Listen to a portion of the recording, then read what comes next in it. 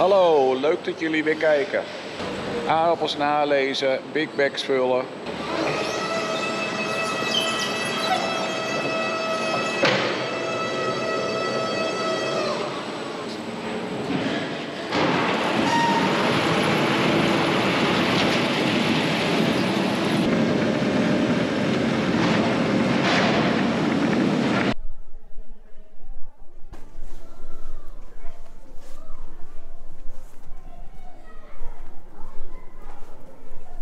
Ik ben hier bij een kersenteler.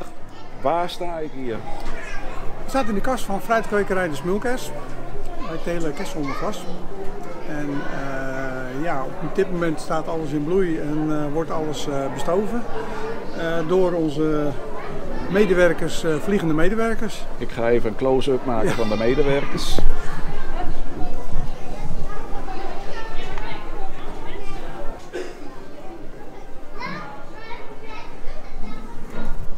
Dit zijn de bijen, als ik het zo zie. Ja, dit zijn de bijen.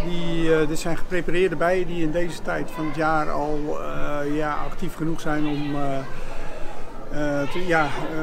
actief te vliegen. De normale natuurlijke bijen zijn nog in winterrust, dus die vliegen nog niet. En deze bijen die prepareren ze 's winters zo dat ze nu al actief zijn.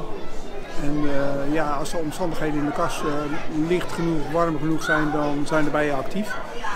We hebben ook hommels vliegen bij een temperatuur die wat lager is. Dus 's ochtends zie je eerst de hommels vliegen en daarna een uurtje later de bijen pas. En kunnen we hier nog ergens hommels zien vliegen? Ja, gaan we zo even naartoe. Die staan op een andere plek. Het zijn een soort kartonnen doosjes met hommels. Oh ja. Ja, die staan ook op een andere plek. Dat gaan we zo zien. Ja, gaan we zo zien. Goed.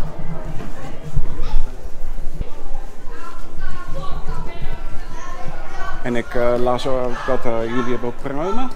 Ja, we zijn inmiddels in de pruimen aangekomen. Die zijn helemaal uitgebloeid al. En zijn dit de wilde bijen? Dit zijn wilde metselbijen. Die hebben we ook. Die hebben ook het voornamelijke voordeel dat ze met iets koelere temperaturen al vliegen. Deze die met zulke gaatjes en van stenen en zo. Ja, is goed te zien.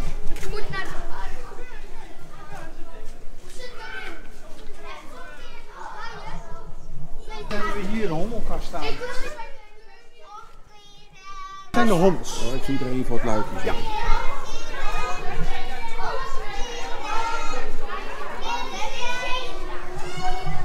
En dit zijn de pruimen? Dit zijn de pruimen, die zijn al uitgebloeid.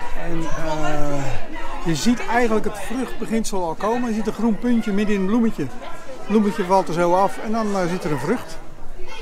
En wanneer is de toptijd voor de kersen? Qua bloei of? Ja, wat bestuiving?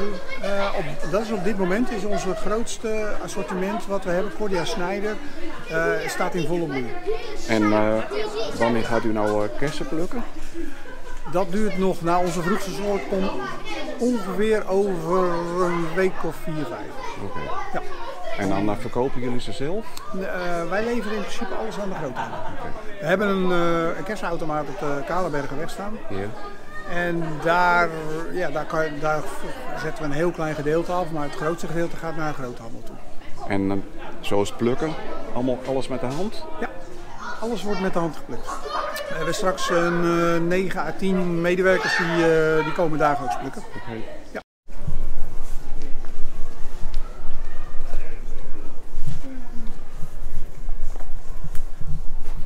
Hier zie je in iedere boom een zakje hangen. Die brengen we er handmatig uiteraard in. En dat zijn zakjes met roofmijten, spiekal. En u ziet hier een heel klein gaatje zitten. Daar kruipen ze uit. Ja.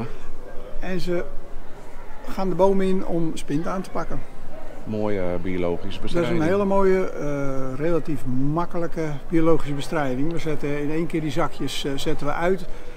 Eind van het seizoen ruimen we ze wel weer op, omdat je toch de boel weer schoon wil hebben. Ja. Maar die hang je op en ze verdelen zichzelf in het gewas. En dat hoef je niet nog een keer te doen. Als je met andere biologische bestrijders moet je wekelijks uitzetten. Daar zit ook meer arbeid en meer kosten aan. Ja. En dat is op zich geen probleem, maar dan moet het wel werken. En dit hebben we de ervaring dat het in ieder geval werkt. En het is relatief makkelijk en handzaam. Ja.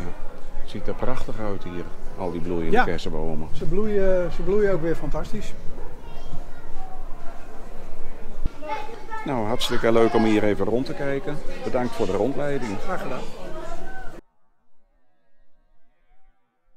Zoals jullie zien zijn de uien weg. Nee, de uien zijn niet weg. Ik heb ze naar de koelcel gereden, want ik moet ze nog even bewaren. Dus ik heb hier wat machines gestald. We gaan hier de bunker opstellen met de halfvuller om volgende week aardappels los af te leveren. Dan staat dat maar weer gereed. Nou, de pootmachine die hangt nog niet aan de trekker. Maar ik ben er al wel mee bezig geweest. De tank hangt eraan. En de 3-puntsbok hangt eraan met de kogel waar de pootmachine aan komt te hangen. En het waterpompje. Dus nog even aankoppelen. Slangen eronder aan. En dan kunnen we poten. Het land ligt er mooi bij. Maar het is heel erg nat. Ik denk niet dat we komende week het land inkomen. Wat denk jij, Jelle? Ik denk het ook niet. De tarwe die groeit wel mooi. Dat zeker. Ik heb de pootmachine uit de hoek gehaald. We hebben lekker wat big bags gevuld de laatste dagen. En heel veel 25 kilo zakken afgeleverd. Dan zal ik jullie nog even de uien laten zien waar die nu staan.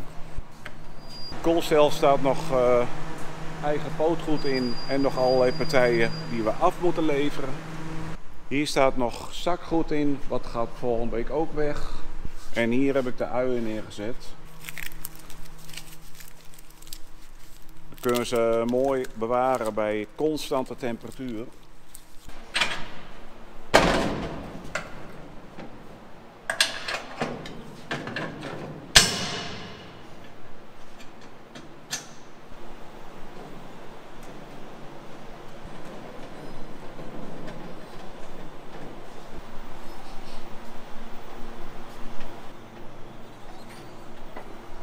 Mooi zo, zakken maar.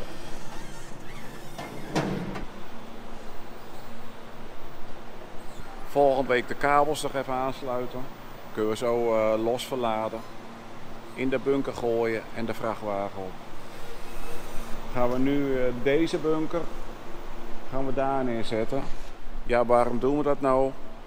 Op deze bunker zit een variatormotor op. En daar kunnen we heel snel de vrachtwagen mee vullen.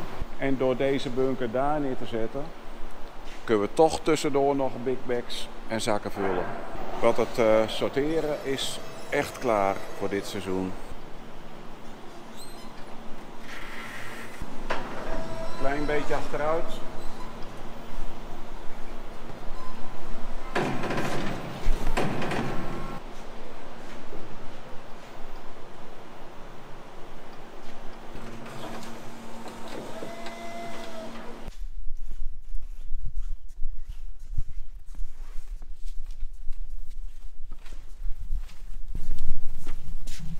Gaat die goed, Jelle? Ja, bijna klaar. Gelukkig.